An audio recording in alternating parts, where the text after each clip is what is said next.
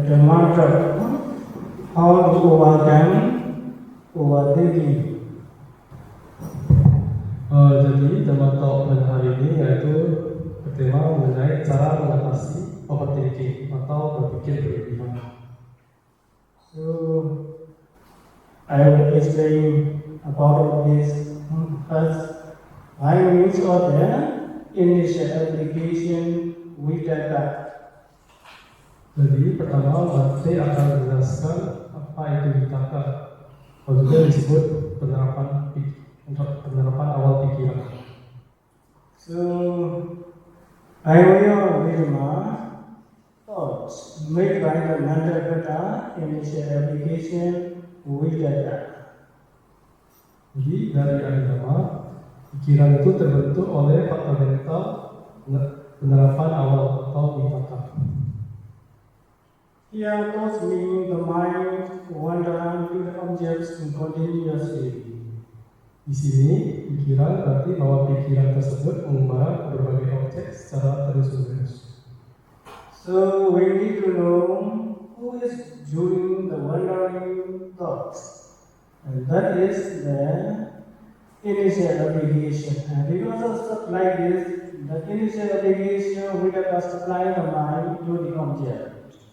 Jadi di sini kita perlu mengetahui siapa yang melakukan pikiran yang mengembara. Di sini yaitu penerapan awal pikiran atau witaka. Disebut demikian karena penerapan awal pikiran atau witaka ini menerapkan pikiran kepada suatu objek. This is the final news of Buddha Abhidhi. Buddha Abhidhi is the mandate kata. Mandate kata, mind and mandate kata. So Vidaka is the mandate kata. That's mandate kata is applying the mind to the object. Di dari agama ada juga yang disebut dengan faktor mental. Di sini salah satu faktor mental yaitu adalah witaka. So on the other side, the object is very important. It can be also called great, gocha. Jadi di sisi lain, objek ini sangat penting dan dapat disebut juga sebagai lingkup pikiran atau gocara. So gochara have two types. One type is Mecha Sankapa Gochara and another one is Sama Sankapa Gochara. Di sini gocara itu terdiri dibagi menjadi dua. Yang pertama adalah mecha sangkapa gocara, yang kedua adalah sama sangkapa gocara. So Mecha Sankapa Gochara means the objects of wandering thinking such as unbeneficial thoughts.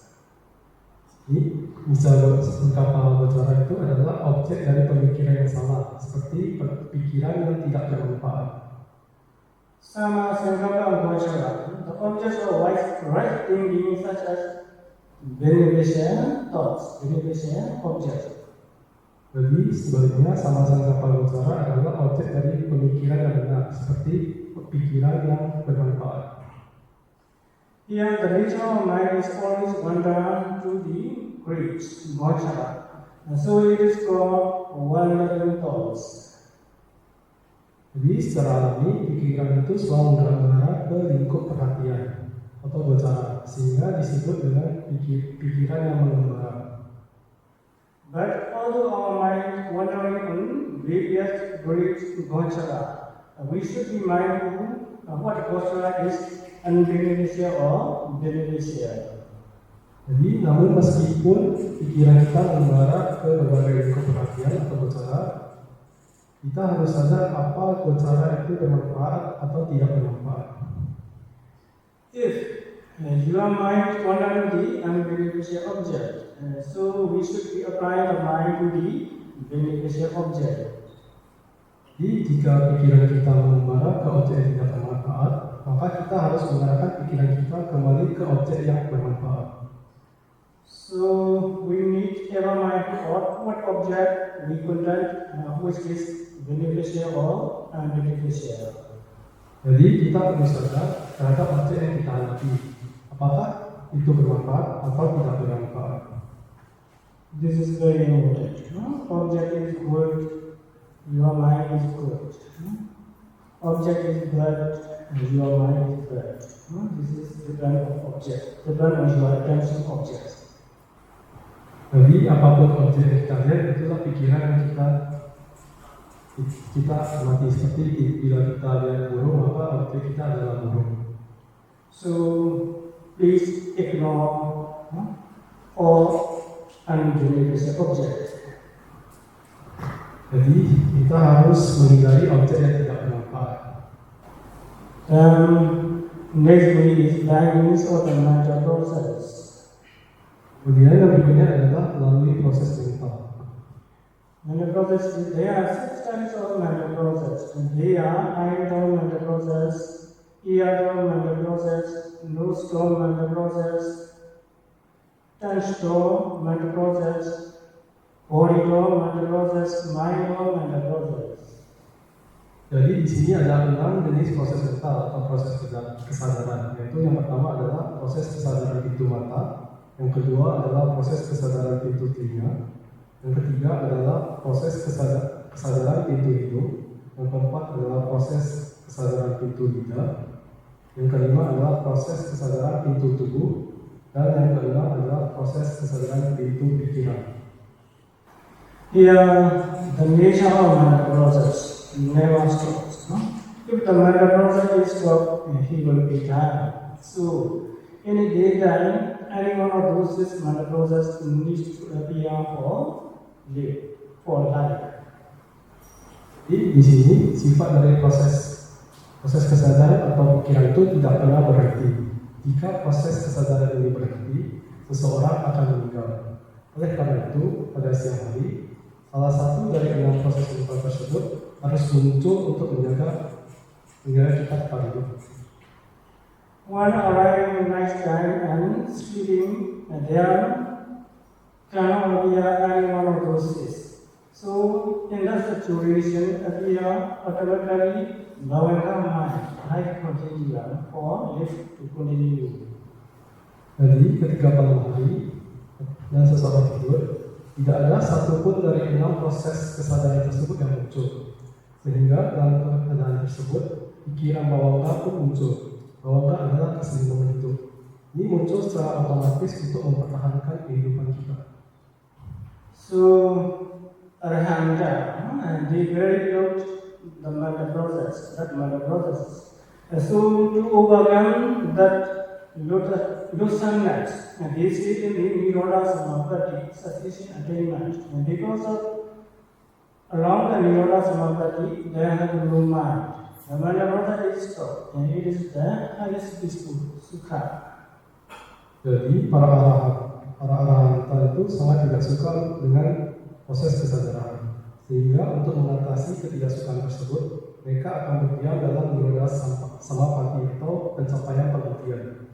Dalam kondisi ini, tidak ada pikiran dan proses kesadaran yang muncul, dan ini adalah ketenangan ini atau sukha. So the nature of mind, the nature of mental process is thinking this, thinking that, never stop. So if you want to stop that mental process, you need to take the Arahanta Mata. Di sini pikiran dan proses kesadaran itu tidak pernah berhenti. Dan jika kita ingin menghentikannya, maka kita harus mencapai arahanta mata. If you cannot attain arahanta mata yet, so you should be mindful the Vachara object, should be mindful on object, what is the beneficial, what is the unbeneficial, like this. Jadi kalau kita belum mencapai arahanta mata, maka kita harus tetap dengan penuh kesadaran memperhatikan objek pikiran kita atau gocara. Di sini kita harus mengetahui apa objek itu baik atau tidak baik. Here, by the way, they are no longer the mind, mental process in 3 stages. They are Asya, Sattva, Brahma. In the Niroda, Samapati, and that of Arahanta.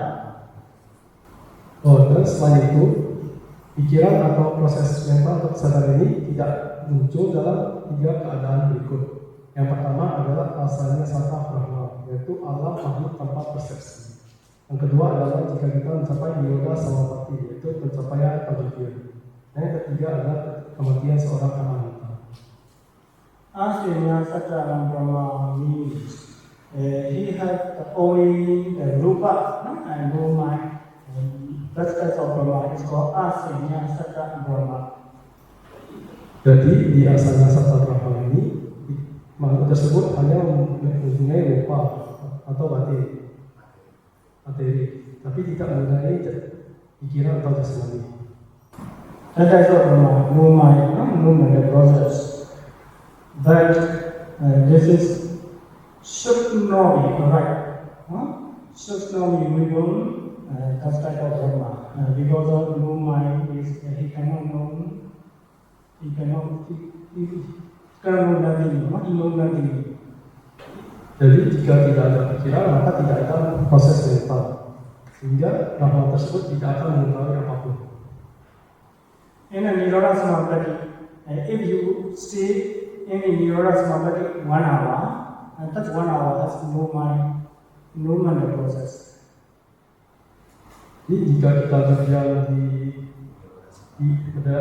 berdiam di Niroda Samapati, maka bila kita berdiam 1 jam maka tidak ada proses mental dalam 1 jam tersebut. And that of the Arhanta mind stop always. Dan yang terakhir ketika kematian seorang hanta. Pada saat kematian seorang hanta, pikiran akan langsung berhenti. If not Arhanta, or Putujana, or Bhikkhus, not Arhanta, even die, this mind never stop. Stop next time, and the mind wander again. Dan dia bukan orang hanta yang meninggal atau orang yang masih belum sampai hanta meninggal, maka pikiran mereka akan selalu ada dan akan selalu berubah.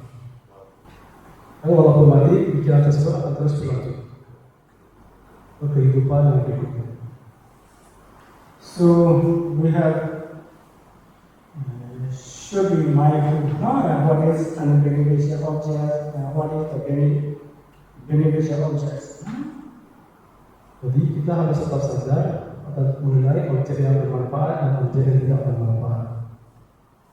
If you are not one of those 3, and there are sure there are any one of those is mind process continuously. Dan jika kita bukan salah satu dari 3 keadaan tersebut, maka salah satu dari 6 proses kesadaran itu pasti akan muncul terus menerus. How to appear mind process? If one sees an object, there appear I know mind process in his mind. Thereafter appear continuously long time the mind know mind process in his mind having as the same objects. It is called overthinking. Lalu bagaimana proses kesadaran ini muncul?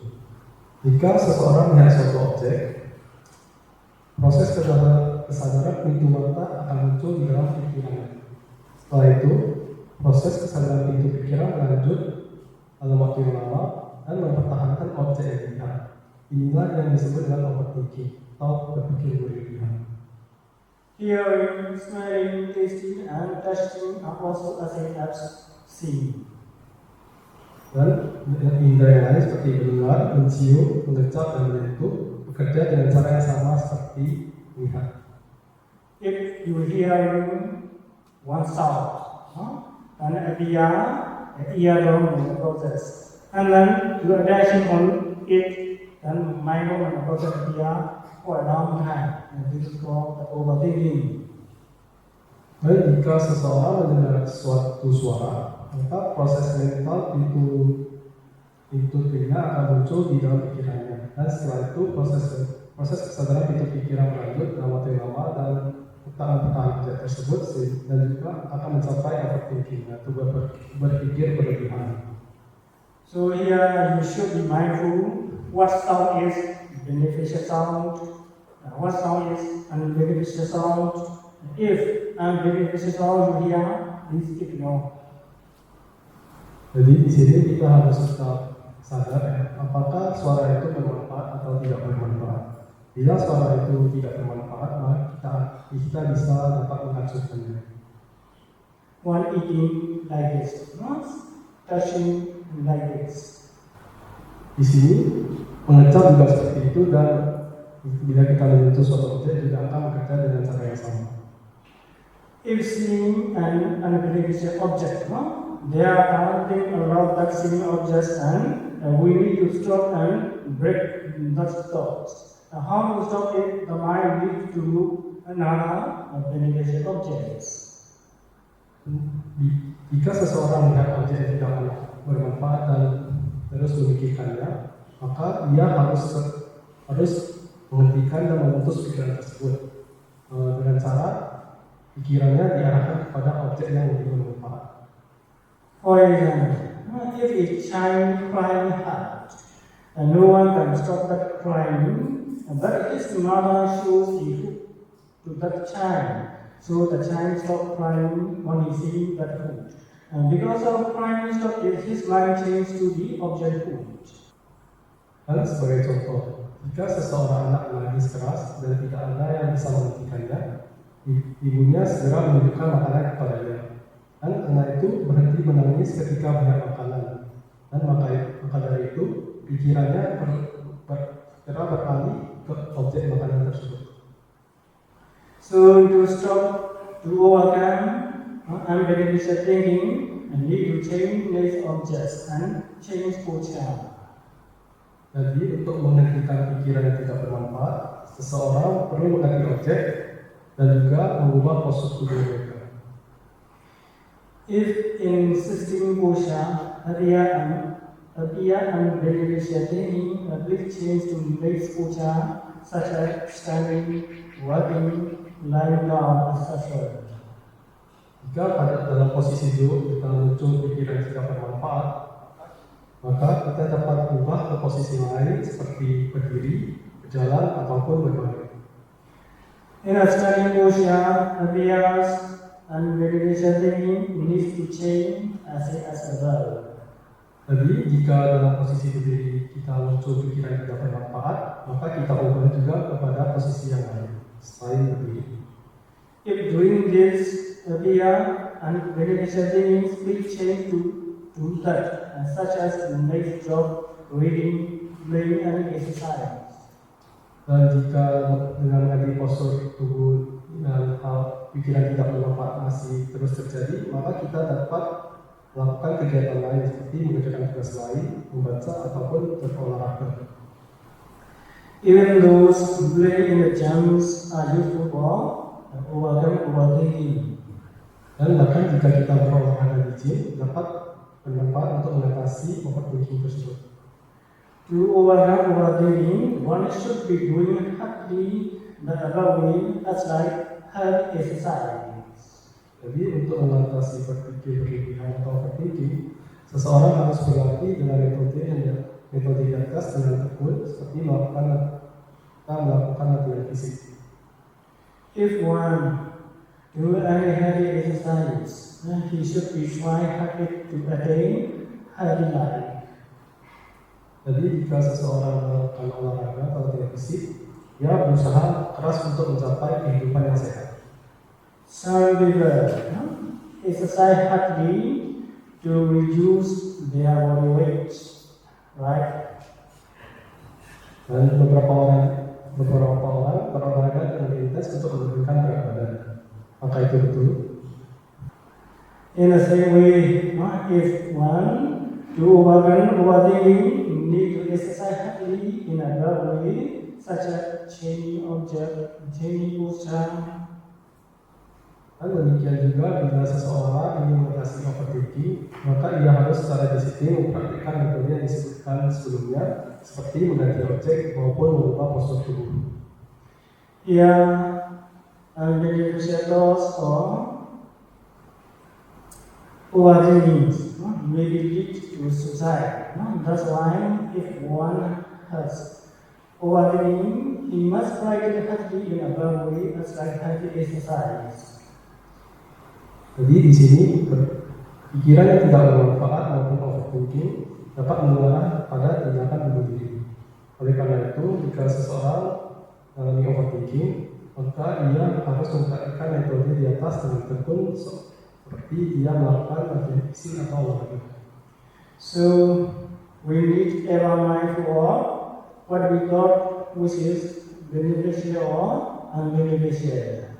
Jadi kita harus selalu sadar apakah pikiran kita itu bermanfaat atau tidak bermanfaat. So mindfulness, mindfulness needs strong mindfulness. Is the thinking, overthinking, and beyond. Attention on it by very strong mindfulness.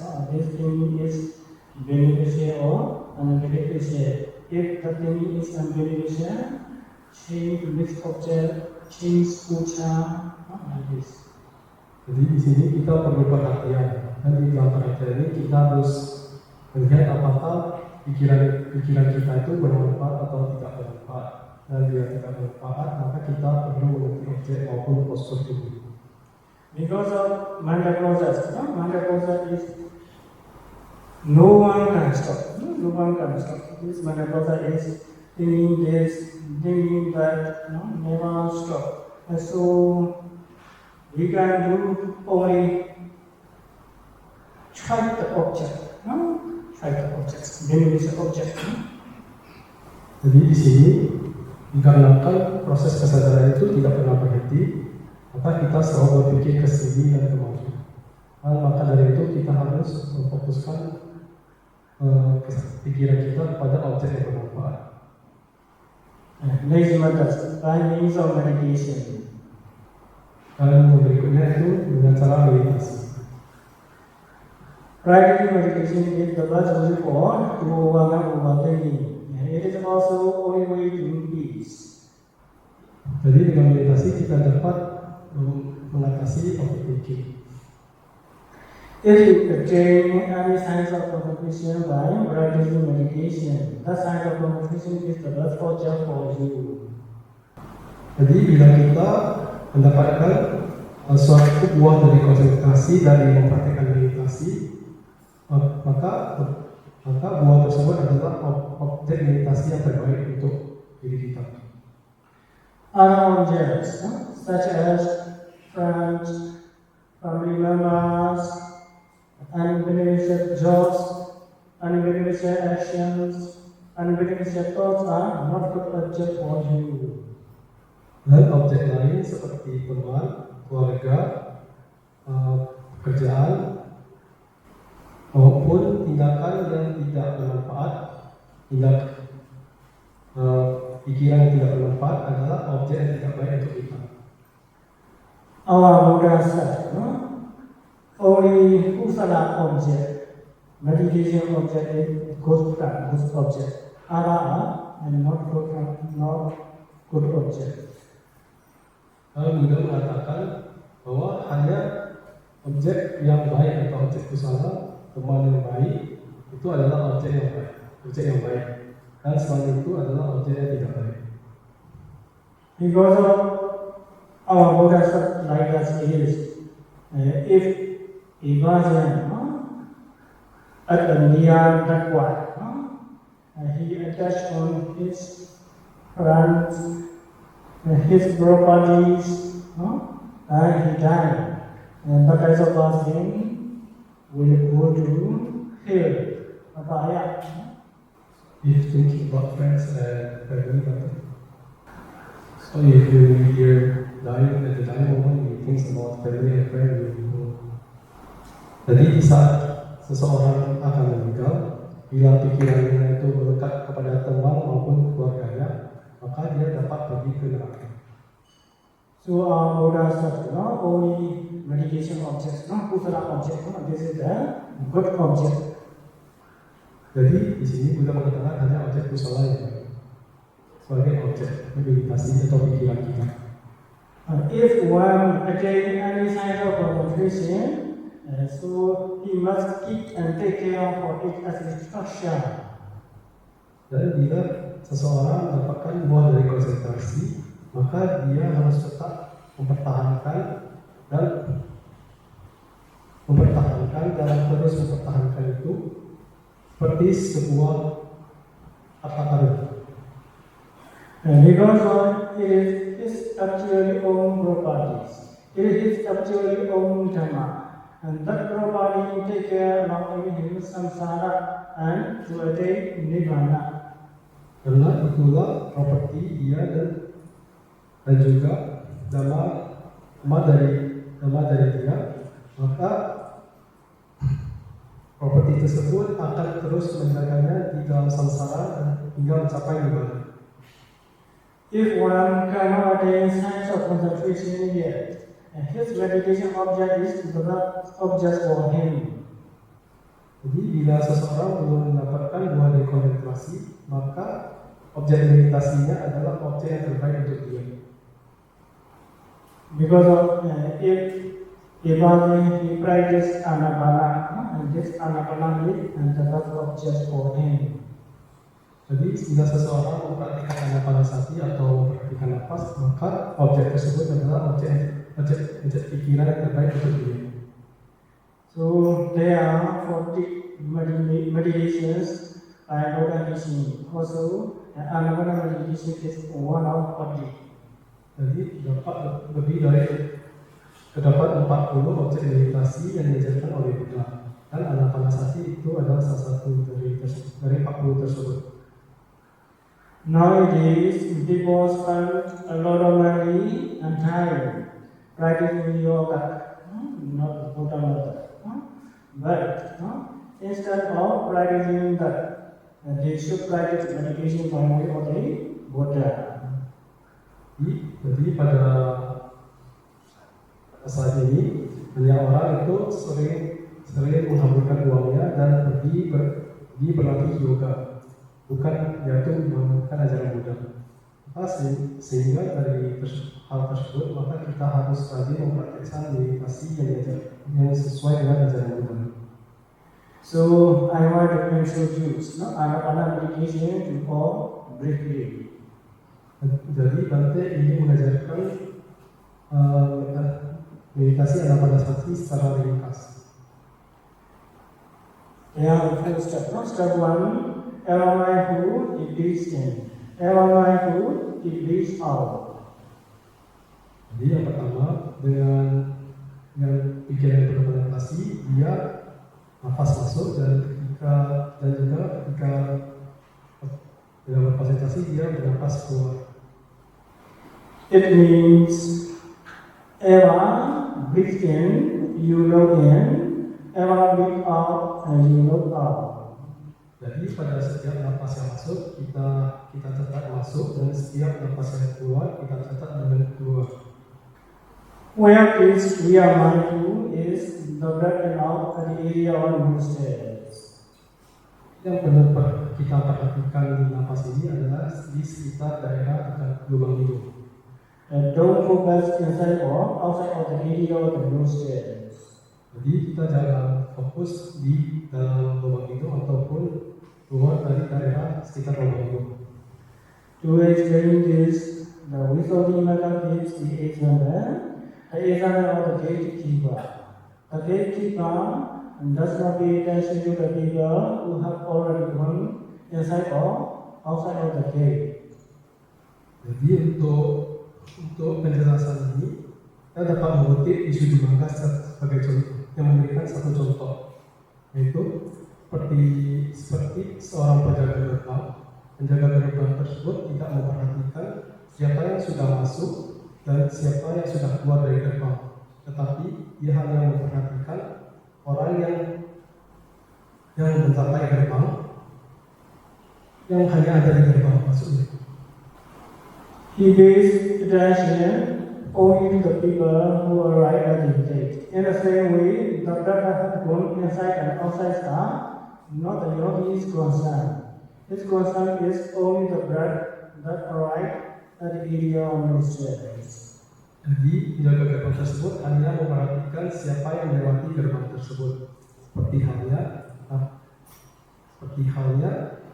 Napas tersebut jika sudah masuk dan juga sudah keluar itu bukan urusan yogi.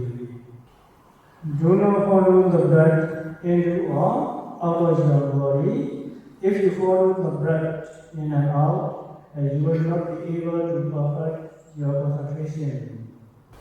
Jadi jangan mengikuti napas itu masuk ke tubuh atau keluar dari tubuh. Jika kita mengikuti napas tersebut masuk dan keluar, maka kita tidak akan mencapai konsentrasi yang baik. And according to whatever thoughts occur in your mind, just ignore them and bring back your mind to the breath.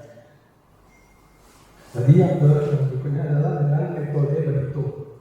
Jadi ketika pikiran muncul, kita menghiraukannya dan membawa pikiran kita kembali ke nafas. If you not able to do like that, your mind wanders frequently, then you can use the counting method for wandering thoughts. Jadi bila kita tidak suka dengan cara tersebut, maka bila pikiran kita mengembara, kita bisa menggunakan metode berhitung ini untuk menanggulangi pikiran yang mengembara ini. Counting methods mean Jadi metode berhitung ini berarti one breathing in, you know in. One breathing out, you know out. At the end of breath, you can count one. Jadi ketika nafas masuk, kita catat masuk, dan ketika nafas keluar, kita catat keluar. Dan setelah dari nafas keluar ini, kita hitung satu. In the same way, breathe in, breathe out, one.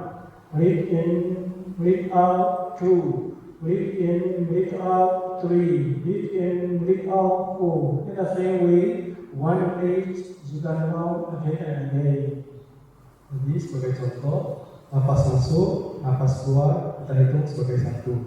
Nafas masuk, nafas keluar, kita hitung sebagai dua. Dan kita hitung biasanya sampai dengan 8, dan setelah mencapai angka 8, kita ulang ke 1 kembali. This method is also useful for overthinking. If overthinking here, you can use this method. Dan metode ini bisa kita pakai untuk mengatasi overthinking. But counting the breath, no? Your object should be still on the breath, not the number that you count.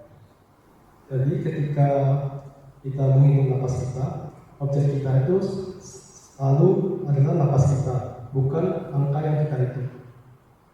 The numbers are just a tool to help you stay with the breath. Jadi angka ini hanya sebagai alat kita untuk kita dapat tetap fokus kepada nafas kita. You should continue counting until your mind becomes calm and stable. Jadi kita perlu berhitung sampai pikiran kita itu mencapai tenang dan stabil.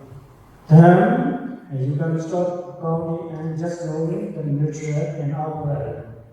Dan jika pikiran kita sudah tenang dan stabil, kita dapat berhenti berhitung dan hanya memperhatikan nafas kita masuk dan keluar secara alamiah. And the step 2. Step 2 is long breath and short breath. Kemudian langkah yang kedua yaitu nafas panjang dan nafas pendek. You will find that your breath is sometimes long. Here long means the duration, not the distance. When your breathing is slow, your breath is long. Jadi di sini kita menyadari bahwa kadang nafas kita panjang, dan panjang di sini itu mengacu pada durasi, bukan jarak. Dan ketika Anda bernafas dengan lambat, maka kita catat nafas kita panjang. You will find that your breath is sometimes short. Here short means the duration, not the distance. When your breathing is quick, your breath is short. Dan Anda juga Dan kita juga menyadari bahwa terkadang napas kita itu pendek. Di sini, pendek itu juga mengacu pada durasi penjara. Dan ketika Anda bernapas dengan cepat, maka napas kita menjadi pendek. Do not control or interfere with the natural breathing. Just know it as natural breath. Dan jangan mengontrol atau mengganggu proses pernapasan yang alami ini. Cukup amati saja napas sebagai apa adanya. Don't make long breath too short and short breath too long. Dan jangan dengan sengaja membuat napas pendek menjadi panjang ataupun napas panjang menjadi pendek. Should not make it long or short on purpose. Dan jangan intentionally make it long, very short. Dan seperti yang tadi, jangan sengaja membuat napas ini pendek ataupun panjang. You should just know the whole breath, regardless of whether it is long or short. Dan kita hanya perlu menyadari setiap napas itu apakah itu napas pendek ataupun napas panjang. If you persevere in practicing this way, your concentration will gradually become stable. Dan jika kita terus berlatih dengan cara ini, maka konsentrasi kita akan menjadi lebih stabil secara bertahap. And step 3 is experiencing the whole breath body. Dan yang berikutnya adalah angka yang ketiga, yaitu kita mengalami keseluruhan tubuh dari napas tersebut. Here the whole breath body refers to the whole body of breath, not to the whole body from head to toe. Jadi di sini keseluruhan tubuh itu mengacu pada keseluruhan tubuh napas, bukan tubuh fisik dari kepala hingga kaki. Experiencing the whole body means you know the whole and out breath from the beginning to middle to end. Dan mengalami keseluruhan napas ini berarti menyadari seluruh proses napas masuk dan keluar, mulai dari awal, tengah hingga akhir. And you know it at the touching point only, at the area of nostril or upper lip. Dan kita cuma menyadari napas ini di titik sentuhan, yaitu di sekitar lubang hidung dan atas bibir. The soil is a metaphor for this. Dan untuk menjelaskan ini, kita melihat seperti tukang gergaji. Soilism is soil cutting the wood by saw. When cutting down, he only pay attention the saw to touching point on the wood. Jadi, seperti seorang tukang gergaji yang memotong kayu dari gergajinya, dengan saat memotong, dia hanya memperhatikan titik di mana gigi gergaji tersebut menyentuh kayu. He does not pay attention the whole body, not or saw. Dan ia tidak fokus pada seluruh panjang gergaji maupun mengikuti gerakan gigi gergaji yang datang dan pergi. And he does not follow the tip of the saw that come or one. Tidak follow the take up and go. Come and go. Jadi ia tidak memperhatikan gigi gergaji yang datang dan pergi. In the same way, the yogi should attention at the area of nostril or touching point only. Jadi demikian pula seorang meditator hanya harus fokus pada titik sentuhan di lubang hidung atau di atas bibir. Do not follow the breath in and out from the touching point. Dan jangan mengikuti napas tersebut saat bergerak masuk dan keluar melalui titik tersebut. Then should be moved to the next step because the concentration of next step is better than in this step. Dan kemudian setelah kita berhasil dalam langkah ini, maka kita perlu menuju ke langkah berikutnya, karena langkah yang berikutnya menawarkan tingkat konsentrasi yang lebih dalam. Next step is step 4. Step 4 is tranquilizing the blood body. Dan langkah yang keempat adalah menenangkan tubuh napas. Tranquilize breath. To do this, just decide to tranquilize your breath. According to your decision, you will find that your blood becomes tranquilized more and more. dan menenangkan nafas. Untuk melakukan ini kita sesuai dengan niat kita dengan niat kita ingin nafas ini menjadi lebih tenang, maka kita dapat menemukan nafas kita secara alami akan menjadi lebih tenang. As your breath tranquilizes, your mindfulness needs to be strong. Dan saat nafas kita menjadi lebih tenang, maka kesadaran kita atau perhatian kita harus menjadi lebih kuat. As your breath tranquilizes, you will encounter many difficulties. Jadi saat nafas kita menjadi lebih halus, maka kita mungkin dapat mengalami kesulitan. And because of cannot see the breath clearly. Karena kita tidak bisa memperhatikan nafas secara jelas. And finally, you will lose the breath in and out. Dan pada akhirnya mungkin kita kehilangan kesadaran tentang nafas masuk dan keluar. But don't worry about that. It is just your mindfulness is not yet strong enough for to see the tranquilized breath. Namun jangan khawatir, karena kejadian ini hanya terjadi karena kesadaran kita belum cukup kuat untuk merasakan nafas yang sudah sangat tenang. The only way to see lost breath is by keeping your attention on the place where you nestle the breath and waiting for it to appear. Dan salah satu cara untuk mendapatkan kesadaran kembali terhadap nafas tersebut adalah dengan memperhatikan tempat terakhir di mana kita merasakan nafas dan menunggu hingga nafas tersebut muncul kembali. If you do anything else, your concentration will break and fall away. Dan jika kita melakukan hal yang lain, maka konsentrasi kita akan putus dan hilang. When tranquilized breath appear again, also nimate, cyber concentration appear. Dan jika nafas tenang itu muncul kembali, maka nimita atau bau konsentrasi juga akan muncul. It is you are the best object, best friend. Dan inilah objek terbaik kita dan juga sahabat terbaik kita. He take care you for along the samsara and to attain nirvana.